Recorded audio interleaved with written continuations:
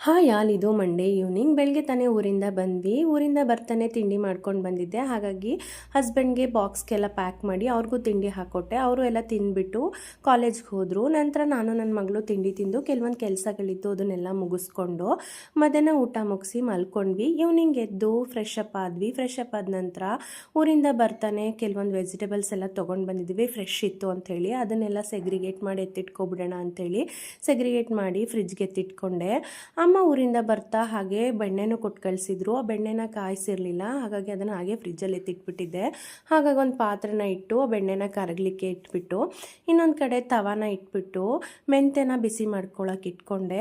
ನಾನಿಲ್ಲಿ ಬೆಣ್ಣೆ ಕಾಯಿಸ್ಲಿಕ್ಕೆ ಅದನ್ನು ಕರ್ಗಕ್ಕೆ ಇಟ್ಬಿಟ್ಟು ಮೆಂತೆನ ಬಿಸಿ ಮಾಡಿದ ನಂತರ ಅದನ್ನು ಒಂದು ಕುಟಾಣಿಗೆ ಹಾಕ್ಕೊಂಡು ಅದಕ್ಕೆ ಒಂದು 2 ಚೂರು ಲವಂಗ, ಒಂದೆರಡು ಎಸ್ಲು ಬೆಳ್ಳುಳ್ಳಿ, ಒಂದು 4 ಮೆಣಸು ಇಷ್ಟನ್ನು ಹಾಕ್ಕೊಂಡು ಕುಟ್ಕೊಂಡು ಆ ಪುಡಿನ ಎತ್ತಿಟ್ಕೊಂಡೆ. ಬೆಣ್ಣೆ ಇನ್ನೇನು ಕರಗ್ತು ಅಂದಾಗ ಆ ಪುಡಿನ ಅದಕ್ಕೆ ಹಾಕಿಬಿಟ್ಟು ಮಿಕ್ಸ್ ಮಾಡಿಕೊಂಡು ಒಂದು 5 ಮಿನಿಟ್ಸು ಚಟಪಟ ಸೌಂಡ್ ಹೋಗೋವರೆಗೂ ಅದನ್ನು ಕುದಿಸ್ಕೊಂಡ್ರೆ ತುಪ್ಪ ರೆಡಿ ಆಗುತ್ತೆ. ಹಾಗೆ ತುಪ್ಪ ಅದು ಕುದಿಯೋಷ್ಟರೊಳಗೆ ನಾನು ಪಾತ್ರೆ ಕೆಲವೊಂದು ತೊಳ್ಕೊಬಿಡೋಣ ಅಂಥೇಳಿ ಪಾತ್ರೆನೆಲ್ಲ ತೊಳೆದು ಎತ್ತಿಟ್ಕೊಂಡೆ. ಹಾಗಾಗಿ ನನ್ನ ಮಗ ತುಂಬ ಅಳ್ತಾ ಇದ್ದ. ಅವ್ನಿಗೆ ಹುಷಾರು ಬೇರೆ ಇರಲಿಲ್ಲ, ತುಂಬ ಅಳ್ತಾ ಇದ್ದ, ತುಂಬ ರಚ್ಚೆ ತೆಗಿತಾ ಇದ್ದಾನೆ ಇತ್ತೀಚೆಗೆ ಹುಷಾರಿಲ್ಲದೆ ಇರೋ ಕಾರಣ.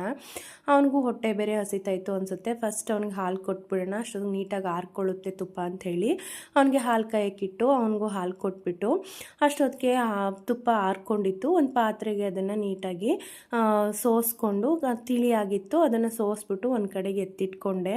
ನಂತರ ನಾವು ಕೂಡ ಟೀ ಮಾಡ್ಕೊಂಡು ಕುಡಿಯೋಣ ಅಂತ ಹೇಳ್ಬಿಟ್ಟು ನನ್ನ ಹಸ್ಬೆಂಡ್ ಟೀ ಮಾಡಿಕೊಡು ಅಂದರು ಅಂಥೇಳಿ ಅವ್ರಿಗೂ ನಾನು ಇಬ್ಬರು ಟೀ ಮಾಡ್ಕೊಂಡು ಕುಡಿದು ಅವನಿಗೂ ಹಾಲು ಕುಡಿಸ್ತಾ ಹಾಗೆ ಕೂತ್ಕೊಂಡು ಸ್ವಲ್ಪ ಹೊತ್ತು ಮಾತಾಡಿ ರಿಲ್ಯಾಕ್ಸ್ ಮಾಡಿದ್ವಿ. ಸಂಜೆ ಟೈಮ್ ಅಂತೂ ಟೈಮೇ ಸಾಕಾಗಲ್ಲ, ಅವನಂತೂ ಇಟ್ಕೊಳ್ಳೋದೇ ಆಗಲ್ಲ. ನಾವು ಇಬ್ಬರಿದ್ರೂ ಟೈಮೇ ಸಾಕಾಗಲ್ಲ ಅನಿಸುತ್ತೆ. ಹಾಗಾಗಿ ಕುಡಿದು ರಿಲ್ಯಾಕ್ಸ್ ಮಾಡಿದ್ವಿ. Thanks for watching. ಬಾಯ್.